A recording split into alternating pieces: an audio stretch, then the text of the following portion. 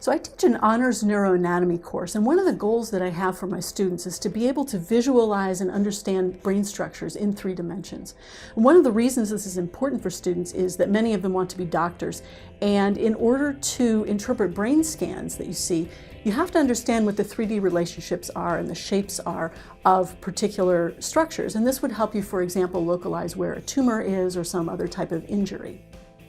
One of the things that my students struggle with is that most of our teaching materials are in 2 dimensions.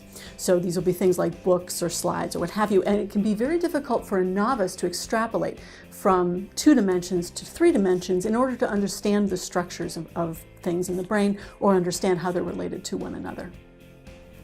So there are 3D models of the brain that are available, but I thought, what if instead of having my students just look at these, they were able to also design them themselves? And this allows them to do 2 different things. First of all, they get to learn the neuroanatomy, learn about the shapes of brain structures and how they're related to one another.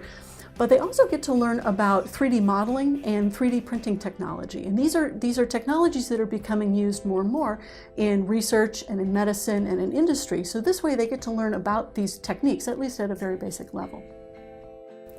So now in the spring of 2019, I'm using this project for the 4th time in my classes. And what I do is I ask students to decide on a brain structure or a group of structures that they'd like to model. And then I have them make measurements using 2D images, things like brain scans or brain atlases. And then they use those measurements to put them into the 3D modeling software and make those structures. It was important to me that the students spend their time learning the neuroanatomy, not learning 3D modeling software. So I chose an online program called Tinkercad, which is fairly straightforward and it's free.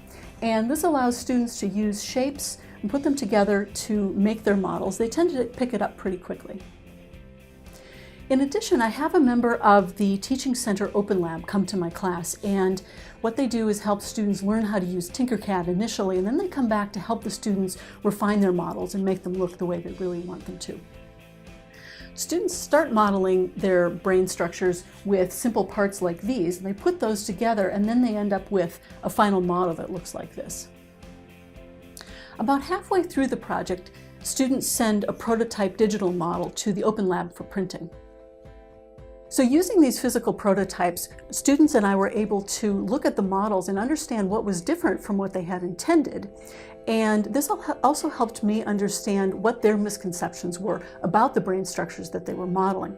So for example, I had some students who were modeling a set of brain structures, and some of the images that they had used to model these were not really depicting the parts particularly well. And so by looking at the models, I was able to show them some images that would help them understand what the structures actually looked like. And they were able then to refine their model and make it a much more accurate model. When students reflect at the end of the course about this, they really say that this prototype step was quite important to them. It helped them quite a bit. So in the beginning, my classmates and I were really nervous about this project since none of us had really done 3D modeling before. But then when the Open Lab came in and Will came and demoed Tinkercad for us, he really made it seem like it was possible. And he showed us how to take organic shapes in order to make real brain structures that we could actually model. And in the end, it actually ended up being really fun and we all loved it. So it was great. This experiential learning project has been very successful in my course, and I base this on my perspective, looking at what the students are learning, but also on their engagement in this hands-on project.